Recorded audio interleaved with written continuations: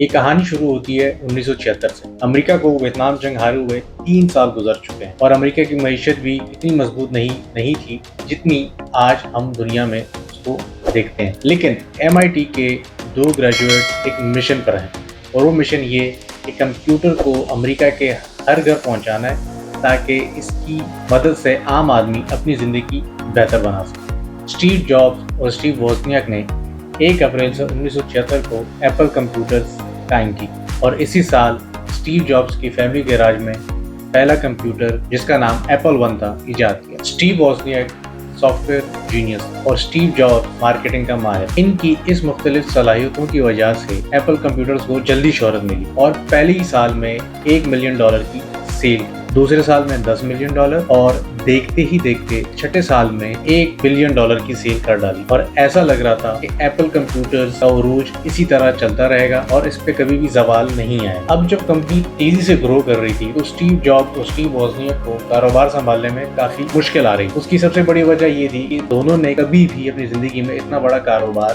نہیں سنبھالا۔ تو ان دونوں نے یہ فیصلہ کیا کہ ایک بورڈ آف ڈائریکٹرز تشکیل دیا جائے جس میں تجربہ کار لوگ ہوں گے اور وہ ایپل کو بہتر طریقے سے مینج کریں گے اور کمپنی کو ترقی کے سفر پر اسی طرح گامزن رکھیں گے۔ اسی سلسلے میں اسٹیو جابز نے سن 1983 میں پیپسی کے CEO جان سکلی کو ایپل کے CEO بننے پر آمادہ کیا اور جان سکلی یہ بات مان گئے۔ جان سکلی ایک تجربہ کار اور قابل شخصیت تھے اور پیپسی جیسے بڑی کمپنی کے CEO ہونے کی وجہ سے ان کا تجربہ اسٹیو جابز اور اسٹیو ووزنیاک سے کہیں زیادہ تھا اور بظاہر یہ اسٹیو جابز کا بہت ہی اچھا فیصلہ تھا۔ اسٹیو جابز اور جان سکلی کے درمیان جلدی اختلافات ابھر آئے۔ سب سے پہلی وجہ تو جو بنی وہ یہ کہ جب ایپل نے لیزا اور میکنٹاش لانچ کیا تو اس کے ریزلٹس امید سے کم آئے۔ اس کے نتیجے میں اسٹیو جابز کو ان دونوں کی ٹیم سے باہر کر دیا گیا جس کی وجہ سے اسٹیو جابز کافی غصہ آیا۔ جابز کو اس فیصلے سے شدید غصہ آیا اور وہ بورڈ کے پاس جان سکلی کی کمپلین کرنے گئے لیکن بورڈ نے ان کی نہ سنی۔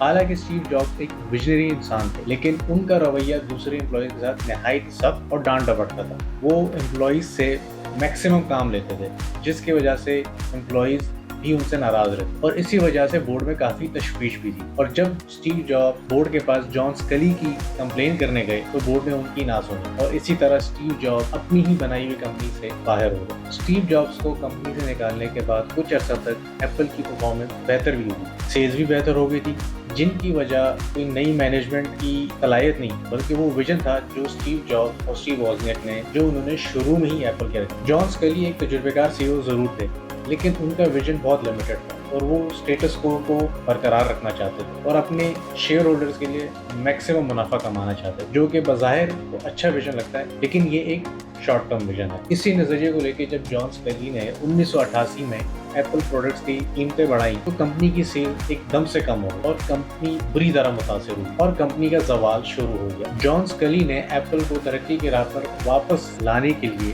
1993 میں ایک پروڈکٹ نیوٹن لانچ کی جو کہ بری طرح فیل ہوئی اور یہ جان سکلی کا ایپل سے فارغ ہونے کا باعث بنا۔ بورڈ نے اگلے سالوں میں کئی CEOs ہائر کیے لیکن ان میں سے کوئی بھی ایپل کو اس لیول پہ نہیں لے کے جا سکا جس لیول پہ اسٹیو جابز اور اسٹیو ووزنیاک مل کر لے کے گئے۔ اس طرح ایپل کی شیئر کی قیمت $14 تک آ پہنچی اور 1997 میں مارکیٹ شیئر صرف 3.3% رہ گیا۔ 1997 میں ایپل کے CEO نے ایک بہت ہی اچھا فیصلہ کیا، وہ یہ کہ ایپل نے نیکسٹ کمپیوٹرز کو $400 ملین میں خریدا۔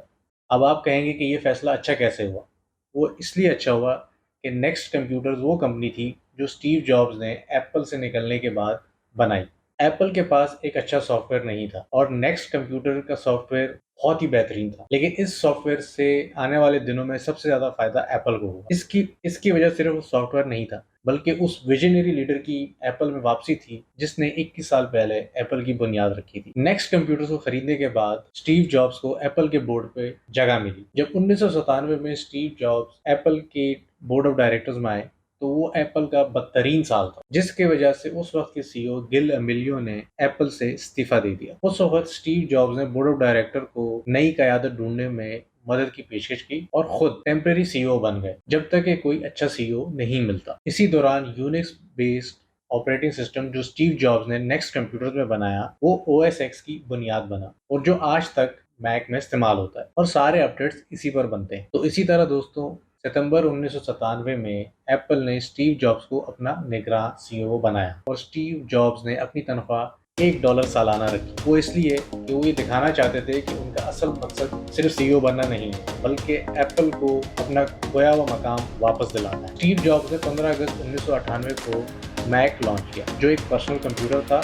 उसकी खासियत ये थी कि वो एक आम आदमी आराम से इस्तेमाल कर सकता था, बआसानी इस्तेमाल कर सकता था और वो इंटरनेट से कनेक्ट भी आसानी से होता था, और उसका मुनफरद डिज़ाइन उसकी पहचान बना। इस प्रोडक्ट ने एप्पल में एक नई जान फूंक दी और फिर एप्पल ने स्टीव जॉब्स की क़यादत में एक के बाद एक नए प्रोडक्ट्स लॉन्च किए, जैसे कि iPod mini, iPod nano, MacBook. और फिर 2007 में एप्पल ने एक ऐसा प्रोडक्ट लॉन्च किया जिसने कंज्यूमर इलेक्ट्रॉनिक्स की दुनिया ही बदल डाली। आईफोन ने एप्पल को दुनिया में एक ऐसा मकाम दिया जो शायद ही किसी प्रोडक्ट ने किसी कंपनी को दिया। एप्पल की सेल आसमानों तक जा पहुंची। लोग कतारों में एप्पल की नई प्रोडक्ट्स का इंतजार करते थे और इस तरह कंपनी अपने खोए हुए मकाम की तरफ वापस जाना शुरू हो। आईफोन 1 की लॉन्च के बाद हर साल एप्पल एक नया आईफोन मार्केट में लेकर आता और यूं एप्पल $1 ट्रिलियन की कंपनी बन गई। आईफोन के लॉन्च के कुछ सालों बाद स्टीव जॉब्स का इंतकाल, लेकिन उनके विजन और वैल्यूज को फॉलो करते हुए एप्पल आज भी तरक्की की राह पर गामजन है और अपने कस्टमर के लिए नए और इनोवेटिव प्रोडक्ट मार्केट में लेकर आता है। और आईफोन के कस्टमर इतने पक्के कस्टमर हैं कि वो आईफोन के अलावा किसी और प्रोडक्ट को इस्तेमाल करने को